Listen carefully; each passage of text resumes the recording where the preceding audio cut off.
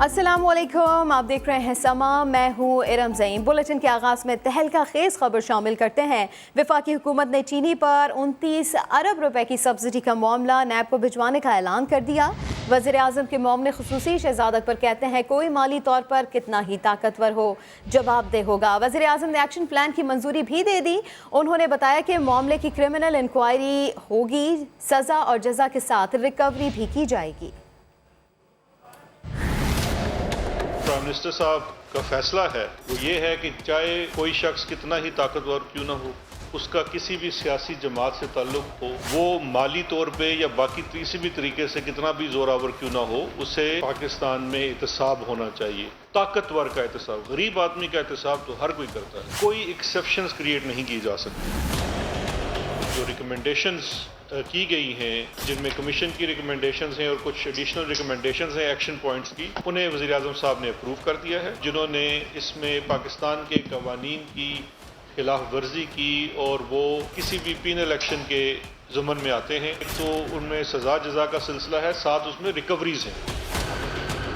पूरे 29 अरब रुपए की सब्सिडी का मामला नैब को भेजा जा रहा है। नैब इसके अंदर क्रिमिनल इन्वेस्टिगेशन करे। जो लोग चाहे उन्होंने ये सब्सिडी देने में उनका ताल्लुक वो सेक्रेटरी हों, वजीर हों, जो भी जिस ओहदे पे भी विराजमान हो, माजी में रहे हों, अभी हों, उनके खिलाफ एक्शन हो। 2014-15 की सब्सिडी, 15-16 की सब्सिडी, 2017-16-17 की सब्सिडी, इसके साथ साथ ये जो वफाकी हुकूमत ने सब्सिडी अप्रूव की थी, सिंध की सूबाई हुकूमत ने भी 4.1 अरब रुपए की सब्सिडी अप्रूव की थी।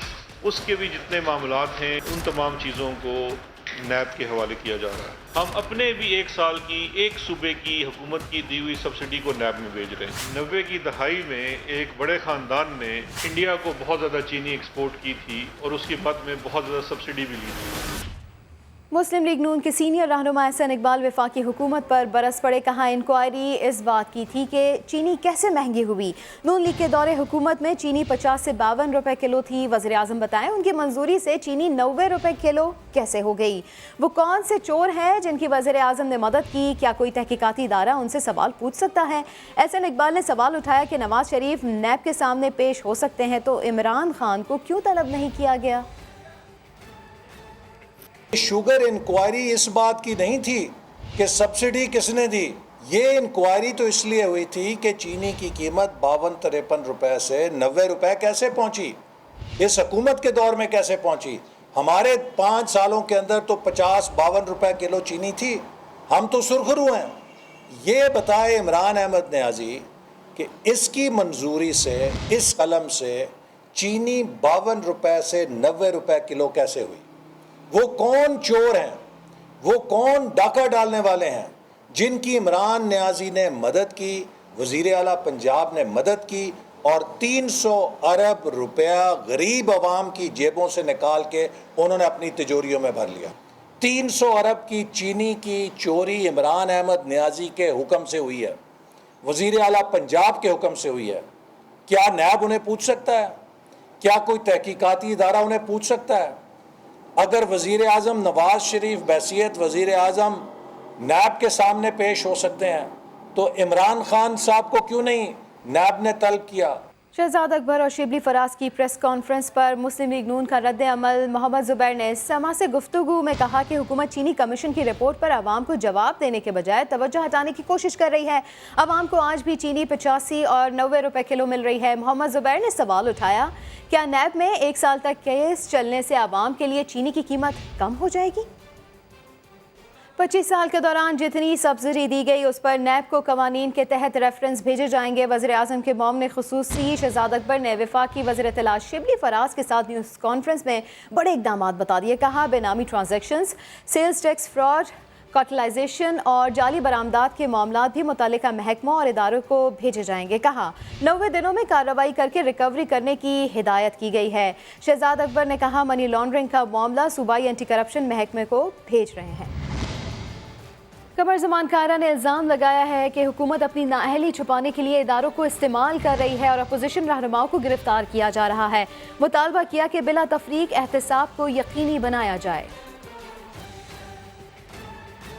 अपनी नाकामियों को छुपाने के लिए हुकूमत ने جس طرح نیب کے ادارے کو استعمال کرنا چاہا، جس طرح ایف آئی اے کو استعمال کرنا چاہا، اینٹی نارکوٹکس فورس کو استعمال کرنا چاہا، اور مختلف جماعتوں کی قیادتوں کے اوپر کیسز بنانے کے بعد آج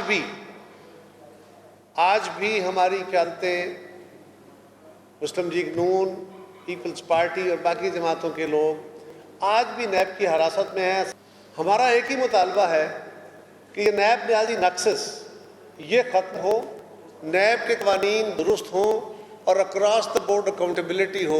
اور ایسے میں سماعت موم نے خصوصی شہزاد اکبر کی پریس کانفرنس سے پہلے ہی بتا دیا تھا کہ مل مالکان اور شیئر ہولڈر سمیت سب کے احتساب کا فیصلہ کیا گیا ہے۔ ایف آئی اے، نیب اور دیگر اداروں کو تحقیقات کے لیے کیسز بھجوائے جائیں گے۔ سبسڈی اور ایکسپورٹ کی اجازت دینے والے بھی جواب دہ ہوں گے۔ اسی کے اوپر بات کر لیتے ہیں نعیم اشرف بٹ سے۔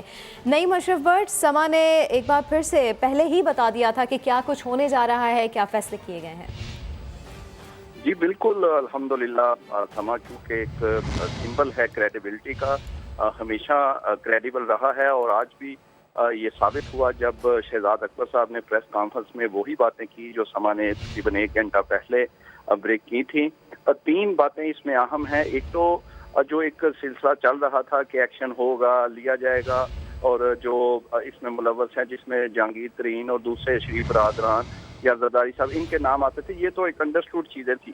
اصل 3 چیزیں اہم تھیں۔ ایک تو جو سوال ہو رہا تھا کہ جنہوں نے اجازت دی ہے کیا ان کے خلاف بھی کچھ ہوگا، وہ سما نے بتایا کہ یہ بالکل ہوگا، اور جنہوں نے سبسڈی اور ایکسپورٹ کی اجازت دی ہے انہیں بھی جواب دینا ہوگا۔ اور پھر شہزاد اکبر صاحب نے پریس کانفرنس میں بتایا کہ 2018-19 کی سبسڈی کا معاملہ بھی نیب کو بھیجا جا رہا ہے۔ دوسری اہم بات تھی کہ اب یہ بھی ایک عام فہم میں بات آ رہی تھی کہ شاید نیب یا ایف آئی اے یہی کریں گے، ان کو بھیجا جائے گا، یہ کامن سینس میں چیزیں خبریں چل رہی تھی۔ لیکن سما نے بتایا کہ صرف یہ 2 ادارے نہیں، دیگر ادارے بھی جس کا جو کام ہے، جیسے ہم نے نام لیا ایف بی آر کا کہ ٹیکسز کا معاملہ وہ دیکھے گی، وہ بھی شہزاد اکبر صاحب نے بتایا، اسٹیٹ بینک بھی اس میں ہے، اینٹی کرپشن بھی ہے، یہ بھی ہم نے بتایا کہ دیگر ادارے بھی اس میں انٹیروگیشن کریں گے۔ اور تیسری اہم بات اس میں یہ تھی کہ جو دوسرے جیسے افسران اور جو بے نامی اور یہ اس طرح کے لوگ ہیں ان کے خلاف بھی کارروائی ہونی ہے، اور یہ معاملہ لگتا ہے کہ کافی اب بڑا ہو گیا ہے، اور پرائم منسٹر جو ہیں وہ اس پر ان کا مکمل ابھی تک تو جو لگ رہا ہے کہ وہ ایکشن کی طرف ہی جا رہے ہیں۔ بہت شکریہ نعیم اشرف بٹ، اپڈیٹ کیا آپ نے۔ پنجاب میں گندم کی نئی فصل بھی آ گئی، مگر آٹے کی قیمت کم ہونے کے بجائے مسلسل بڑھ رہی ہے۔ لاہور سمیت صوبے بھر میں 2 ہفتوں کے دوران آٹے کا 20 کلو کا تھیلا 175 روپے مہنگا ہو گیا ہے۔ محمد لقمان اسی پر رپورٹ کریں گے۔ حکومت نے ملک میں آٹے اور گندم کی دستیابی یقینی بنانے کے لیے اہم قدم اٹھا لیا۔ گندم کی بین الصوبائی نقل و حرکت پر پابندیاں ختم کرنے کا فیصلہ کیا گیا ہے۔ نجی شعبے کو درآمد کی اجازت اور مقدار پر کوئی پابندی نہیں ہوگی۔ ذخیرہ اندوزوں کے خلاف کارروائی مزید سخت کی جائے گی۔ وزیر اعظم عمران خان کی زیر صدارت اہم اجلاس ہوا، جس میں گندم کی پیداوار، صوبوں کی جانب سے گندم کی خرید اور موجود سٹاک کا جائزہ لیا گیا۔ اجلاس میں گندم کی بین الصوبائی نقل و حرکت پر پابندیاں اور چیک پوسٹیں فوری طور پر ختم کرنے کا فیصلہ کیا گیا۔ نجی شعبے کو گندم کی درآمد کی اجازت اور مقدار پر بھی کوئی پابندی نہیں ہوگی۔ آگے بڑھتے ہوئے آپ کو بتائیں کہ پاکستان میڈیکل ایسوسی ایشن نے پنجاب میں کرونا وائرس کے 1 کروڑ سے زائد مریض ہونے کا دعویٰ کر دیا۔ پی ایم اے پنجاب کے صدر کہتے ہیں حکومت کرونا وائرس کے اصل حقائق چھپانے کے بجائے حفاظتی اقدامات یقینی بنائے۔ دانیال عمر کی رپورٹ دیکھیں گے۔ پاکستان میڈیکل ایسوسی ایشن کے عہدیداروں نے بڑے دعوے کر دیے، کرونا وائرس کی تباہ کاریوں پر کیا تشویش کا اظہار۔ پاکستان میڈیکل ایسوسی ایشن پنجاب کے صدر ڈاکٹر صاحبزادہ سید مسعود السید نے کہا کہ پنجاب میں وبا سے متاثرہ افراد کی تعداد حکومتی اعداد و شمار سے کئی گنا زیادہ ہے۔ ہر گھر میں سے کرونا کا کوئی نہ کوئی مریض نکل رہا ہے۔ اس وقت اگر میں صرف لاہور کی بات کروں تو 35 لاکھ سے زیادہ مریض لاہور میں موجود ہیں، اور اسی طرح اگر آپ پورے پنجاب کی بات کریں تو پنجاب میں 2 کروڑ سے کم مریض موجود نہیں۔ ان کا کہنا تھا کہ حکومت پنجاب زبانی جمع خرچ کے علاوہ کچھ نہیں کر رہی۔ جب لاک ڈاؤن کی ضرورت تھی تب لاک ڈاؤن کھول دیا، اب لاک ڈاؤن کر کے بھی آپ کچھ نہیں کر سکتے۔ आप इस बीमारी से नहीं बच सकते जब तक आप मास्क नहीं लगाएंगे। पीएमए के ओहदेदारों ने कोरोना वायरस से मुतासरा डॉक्टरों को करंटीना करने के लिए अलहदा से अस्पताल बनाने का मुतालबा भी किया। कैमरामैन खुरम फयाज के साथ दानियाल उमर, समा, लाहौर। और यहाँ आपको बताएं कि पीपल्स पार्टी के रुकन सिंध असेंबली शर्जील मेमन का कोरोना टेस्ट मुस्बत आ गया है। पीटीआई के रुकन कौमी असेंबली जय प्रकाश में भी कोरोना वायरस की तस्दीक हो गई है। बात करेंगे सभा के नुमाइंदे संजय साधवानी से। संजय, अब तक कितने अरकान असेंबली वायरस में मुब्तला हो चुके हैं? देखिए, मजमूई तौर पर 19 अरकान सिंध असेंबली हैं जिनमें कोरोना वायरस की तस्दीक हुई है। शर्जील इनाम मेमन जिन्होंने कोरोना का टेस्ट कराया था, जो मुस्बत आया है। शर्जील इनाम मेमन का कहना है कि मैंने खुद को घर में आइसोलेट कर लिया है। इससे पहले वो डाक फोर्स के इंचार्ज थे हैदराबाद के, और कोरोना के लिए बनाए गए आइसोलेशन मराकज़ थे, उनका दौरा करते रहे थे। शर्जील इनाम मेमन में जब कोरोना मुस्बत आया है तो इन समेत अब 19 ऐसे अरकान हैं जिनमें कोरोना वायरस की तस्दीक हुई है। इससे पहले वो सूबे भर में जो है वो कर्फ्यू का मुतालबा कर चुके हैं। न सिर्फ इनमें पीटीआई के एमएनए हैं जय प्रकाश लोहाना, उनमें भी कोरोना मुस्बत आया है। गुज़िश्ता रोज उनकी वजीर खारजा से सर के 15 रुकनी वफद की हमरा मुलाकात भी हुई थी। तो अरकान जो असेंबली हैं, चाहे सूबाई हो या कौमी, अब वो भी उनमें कोरोना वायरस तेजी से फैल रहा है और वो भी कोरोना वायरस में मुब्तला हो रहे हैं। बहुत शुक्रिया संजय साधवानी, अपडेट किया आपने। Welcome back. सिंध हुकूमत ने नून लीग के बाद तहरीक इंसाफ की हुकूमत को भी स्टील मिल्स चलाने की पेशकश कर दी। सईद गनी ने कराची में प्रेस कॉन्फ्रेंस करते हुए कहा कि वफाकी हुकूमत लायबिलिटीज़ ले ले और स्टील मिल सिंध हुकूमत को दे दें। उन्होंने ये भी कहा कि हम स्टील मिल से किसी मुलाजिम को निकालने नहीं देंगे। उम्मीद है MQM के वज़रा काबीना में मुलाजमीन को निकालने के फैसले की मुखालफत करेंगे। और अब आपको बताएं कि मुल्क में पेट्रोल की कीमतें कम क्या हुई। मसनूई बहरान शिद्दत इख्तियार कर गया। शहरी परेशानी से दो चार दिखाई देते हैं। पेट्रोल का मसनूई बहरान, जिला इंतजामिया की महंगे दामों पेट्रोल फरोख्त करने वालों के खिलाफ कार्रवाई। जंग में अवाम पेट्रोल के हुसूल के लिए धक्के खाने पर मजबूर हो गए।